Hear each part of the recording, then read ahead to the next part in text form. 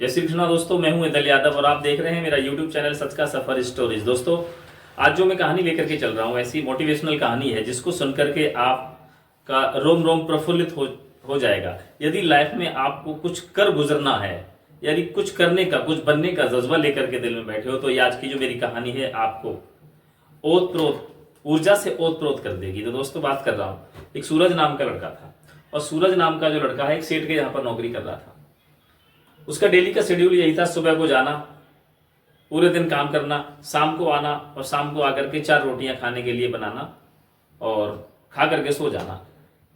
एक बार उसकी लाइफ में एक अजीब घटना घट गई और वो घटना क्या थी दोस्तों, जैसे ही उसने रोटी बनाकर रखी और उसके बाद में वो फ्रेश होने के लिए हाथ मुंह धोने के लिए गया तो देखता क्या है कि उसकी 4 रोटियों में से एक रोटी गायब हो जाती है। जब एक रोटी गायब हो जाती है, लड़के ने सोचा शायद कुछ हो गया होगा, इग्नोर कर दिया बात को और खा करके रोटी अपना सो गया।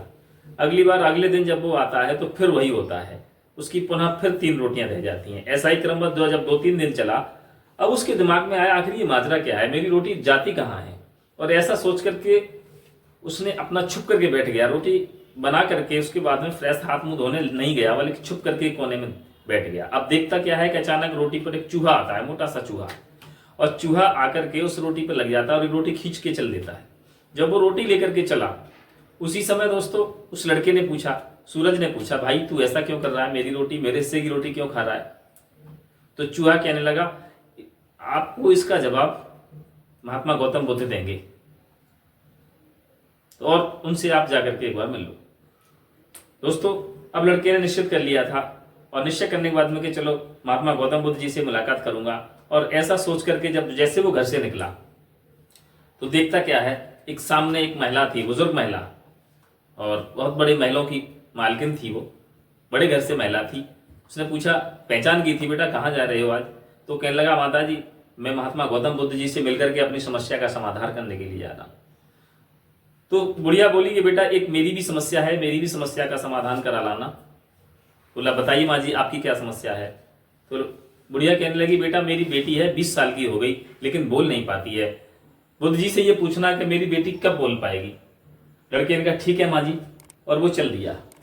अब चलते चलते आगे पहुंचा, काफी दूर जब पहुंचा जाकर के तो क्या देखता है, उसको एक जादूगर मिला और जादूगर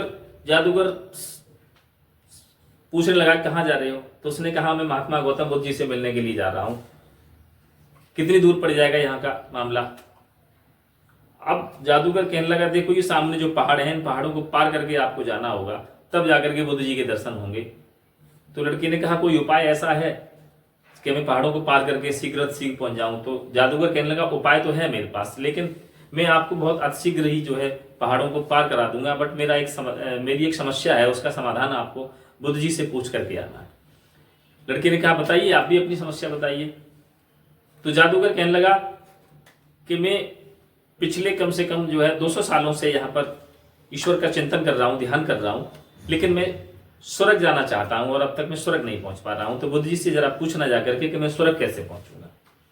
और लड़के ने कहा, ठीक है मैं जरूर पूछूंगा। और ये बात सुनकर के जादूगर ने क्या काम किया, तुरंत छड़ी घुमाई जादू की अपनी, और लड़का जब देख रहा है तो जाकर के पठारी क्षेत्र में पहुंच चुका था। यानी कहने का मतलब पहाड़ों को चुटकी बजाते पहाड़ पार हो गए थे। अब क्या देख रहा है, सामने चल करके पठार क्षेत्र में एक नदी बह रही थी दोस्तों, और जो नदी बह रही थी अब उसके सामने फिर नई समस्या खड़ी हो गई। लड़के ने कहा, नदी पार कैसे करूं। तो क्या देखता है, नदी के किनारे एक मोटा सा तगड़ा सा कछुआ आ गया। उसने कछुआ से कहा, भैया मैं महात्मा गौतम बुद्ध से मिलने के लिए जा रहा हूं और आप ऐसा कीजिए, मुझे नदी पार करा दीजिए अपनी पीठ पर बैठ करके। तो कछुआ बोला, मैं आपको नदी तो पार करा सकता हूं, बट मेरी एक समस्या है जिसका समाधान बुद्ध जी से पूछ करके आना पड़ेगा। लड़के ने कहा, ठीक है। तो उसने कहा, मैं पिछले 5000 साल से इस नदी में हूं और पूरी कोशिश कर रहा हूं ड्रैगन बनने की, लेकिन मैं ड्रैगन नहीं बन पा रहा हूं। तो बुद्ध जी से जरा पूछना जाकर के कि मैं ड्रैगन कब और कैसे बन पाऊंगा। लड़के ने कहा, ठीक है। तो कछुए ने अपनी पीठ पर बैठा करके लड़के को नदी पार करा दी दोस्तों। और नदी पार करने के बाद में कुछ दूर चलने के बाद में बुद्ध जी का दर्शन हुआ। बुद्ध जी को सादर प्रणाम किया उसने, तलवार लगा हुआ था, उपदेश चल रहा था। और जैसे ही लड़के की बारी आई तो लड़के से कहा गया कि आप कितने क्वेश्चन लेकर के आए हैं, क्या है। तो उसने कहा, मेरे 4 क्वेश्चन हैं। पहला क्वेश्चन उसका खुद का था जो चूहे ने बताया था, और दूसरा क्वेश्चन उस बुढ़िया का था, तीसरा क्वेश्चन जादूगर का, चौथा क्वेश्चन जो था वो कछुआ का था। बुद्ध जी बोले कि तुम्हें मात्र 3 सवालों के जवाब मिल सकते हैं। अब आप सोच लो कौन से सवालों के जवाब चाहोगे। लड़का एकदम से सोचने लगा, पहली समस्या मेरी खुद की है जिसके लिए मैं आया हूं यहाँ पर, और दूसरी समस्या उस बुढ़िया की है जिसकी जवान बेटी, जिसकी उम्र 20 साल की हो गई है और वो बोल नहीं पाती है, शादी होने के कगार पर है। अगर वो लड़की नहीं बोलेगी तो उसकी जिंदगी बर्बाद हो जाएगी।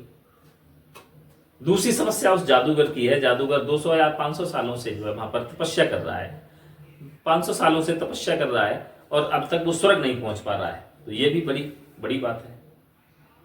और तीसरी समस्या उस कछुआ की। कछुआ बता रहा है 5000 साल से इस नदी में हूं, तैर रहा हूं इधर से उधर, ड्रैगन बनने की कोशिश कर रहा हूं, ड्रैगन नहीं बन पा रहा हूं। तो लड़के ने काफी देर तक सोचा और सोचने के बाद में उसने सोचा कि मैं तो सेठ के जहां खा कमा रहा हूं, कोई दिक्कत नहीं, मेरा तो अच्छा खासा चल ही रहा है, बट इन तीनों लोगों की जो समस्याएं हैं, इन समस्याओं को तो ऐसा करता हूं अपनी समस्या छोड़ देता हूं और बुद्ध जी से तीनों लोगों के बारे में पूछ लेता हूं। मेरा तो जैसे चल रहा है वैसे चल ही रहा है। उसने तीनों क्रम तरीके से बुद्ध जी के सामने पहली समस्या उस बुढ़िया की रखी। बुद्ध जी बोले उस बुढ़िया से कह देना जैसे उसकी बेटी की शादी होगी उसकी बेटी बोलना शुरू हो जाएगी। दूसरी समस्या जादूगर की बताई। तो जादूगर के बारे में महात्मा बुद्ध जी कहने लगे कि जादूगर से कह देना वो जो छड़ी उसके हाथ में जादू की लगी हुई है उस छड़ी का त्याग कर दे, और जैसे वो छड़ी का परित्याग करेगा वो स्वर्ग चला जाएगा, स्वर्ग के दर्शन हो जाएंगे, स्वर्ग। तीसरी समस्या उस कछुए की है। तो कछुए से आप जाकर के ये कह देना कि वो जो कवच पहना हुआ है, कछुए का जो कवच होता है, उस कवच को हटा दे, वो उसी दिन ड्रैगन बन जाए। तीनों सवालों के जवाब लेकर के लड़का वहां से वापस चल दिया। बुद्ध जी को प्रणाम किया और जैसे चल करके नदी पर आया, और नदी पर आने के बाद में जब सबसे पहले उसे कछुआ मिला। दोस्त जब कछुआ मिला तो कछुआ ने पूछा कि आप मेरी समस्या का समाधान आपने पूछा। तो लड़का कहने लगा बुद्ध जी ने कहा है आपके ऊपर जो कवर लगा हुआ है, इस कवच जो है आपका, इस कवच को हटा दीजिए। कछुए ने खुशी खुशी अब उस कवच को हटाया, और कवच को हटाते ही दोस्तों एकदम से क्या हुआ, उस कवच में बहुत सारे मोती निकले। जब मोती निकले और कछुआ कवच से हटते ही ड्रैगन बन गया। अब कछुआ कहने लगा आपने मेरी समस्या का सॉर्ट आउट किया है, आप ऐसा कीजिए, ये मोती मेरे लिए लाइफ में किसी काम के नहीं, ये सारे मोती आपके। लड़के ने वो एक कपड़ा में बांधे मोती और लेकर के वहां से वो चल दिया। दोस्तों अब पहुंचता है उस जादूगर के पास। जादूगर जैसे ही मिला तो जादूगर ने पूछा कि आपने मेरी समस्या का समाधान ढूंढा। तो वो लड़का कहने लगा हाँ, आपके हाथ में जो जादू की छड़ी लगी हुई है, इस छड़ी का परित्याग करने के लिए उन्होंने बताया है।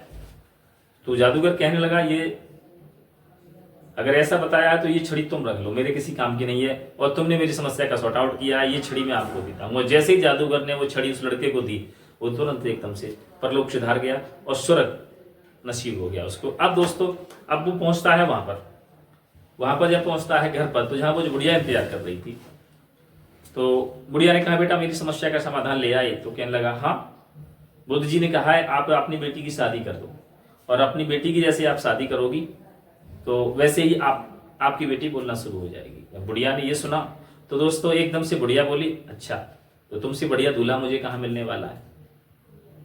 और बुढ़िया ने खुशी खुशी अपनी बेटी की शादी उस लड़के से तय करा दी। और वो दिन आ गया जब लड़का दूल्हा बना, और दूल्हा दुल्हन बन करके जैसे मंडप में बैठे, मंडप के बाद दोनों की शादी होगी। और शादी होने के बाद में एकदम से वो लड़की कहने लगी कि अरे तुम तो वही हो जो हमारे घर पर रुके थे आकर के एक दिन के लिए। अब दोस्तों इस बात को सुनकर के एकदम से तालियां पिट गई। लड़की कहने का मतलब बोलने लगी। अब होता क्या है, दूसरों की समस्या का सॉर्ट आउट करने के लिए वो निकला था, अपनी समस्या लेकर के दूसरों की समस्या उसने बैठ करके सुलझा दी। निस्वार्थ भाव सेवा की तीनों की। एक जगह पर उसको जादू की छड़ी मिल गई, एक जगह पर उसको मोती मिल गए, बहुत सारा धन मिल गया, और उसकी शादी भी हो गई। तो कहने का मतलब स्वार्थी नहीं पर स्वार्थी बनिए, दूसरों का भला कीजिए अपनी लाइफ में।